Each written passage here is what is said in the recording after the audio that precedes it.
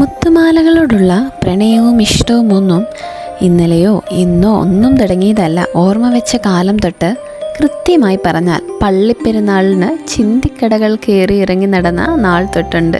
മേടിച്ചു കൂട്ടിയ മുത്തുമാലകളെല്ലാം സൂക്ഷിച്ചൊക്കെ വെച്ചാലും ഒരാവശ്യവുമില്ലാതെ വന്നെടുത്ത് വഴക്കുണ്ടാക്കുന്ന ഒരനിയച്ചാറുണ്ടായിരുന്നു കേട്ടോ. അവസാനം പിടിവലിയൊക്കെ ആയി എൻ്റെ ആ മുത്തുമാലകളൊക്കെ പൊട്ടിച്ചിതറി വീഴുമ്പോൾ ഞാൻ കരയാൻ തുടങ്ങും. അപ്പോൾ അടുക്കളയിൽ നിന്ന് ഓടി വന്ന് എന്നെ ചേർത്ത് പിടിച്ച് ആശ്വസിപ്പിക്കുന്ന ഒരമ്മയുണ്ട്. എന്നിട്ട് ഞങ്ങൾ ഒന്നിച്ച് ആ ചിന്നിച്ചിതറി വീണ മുത്തെല്ലാം പെറുക്കിയെടുക്കും.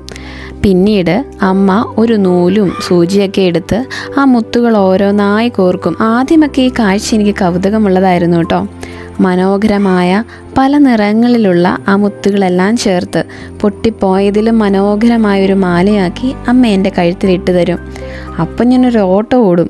എങ്ങോട്ടാണെന്നോ, കണ്ണാടിയുടെ മുന്നിലേക്ക് 3-4 വട്ടം തിരിഞ്ഞും മറിഞ്ഞുമൊക്കെ നോക്കി വീണ്ടും ഓടി അമ്മയുടെ അടുത്തെത്തും. എന്നിട്ട് കെട്ടിപ്പിടിച്ചൊരു ഉമ്മയും താങ്ക്സൊക്കെ പറയുവേ. അങ്ങനെ ഒരുപാട് നല്ല ഓർമ്മകളുണ്ട് ഈ ഓരോ മുത്തുമാലകൾക്കും. പിന്നീട് ജീവിതത്തിൻ്റെ ഓരോ തിക്കിലും തിരക്കിലുമൊക്കെ പെട്ടപ്പോൾ ഈ മനോഹരമായ മുത്തുകളെല്ലാം ഒരു കുഞ്ഞു ചെപ്പിലാക്കി ഹൃദയത്തിൻ്റെ ഒരു കോണിലേക്ക് മാറ്റി വെച്ചു കേട്ടോ.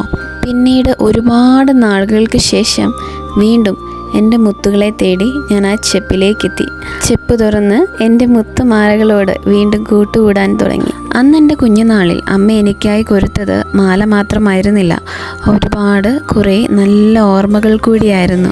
ഇന്ന് ഞാനും ശ്രമിക്കുന്നത് ആ ചെപ്പിൽ നിന്നും എടുത്ത ഓരോ മുത്തുമണികൾ കൊണ്ടും അതിമനോഹരമായ മാലകളും ബ്രേസ്ലെറ്റ്സും മാത്രമല്ല കേട്ടോ, കുറേ നല്ല ഓർമ്മകളും കൂടിയാണ്.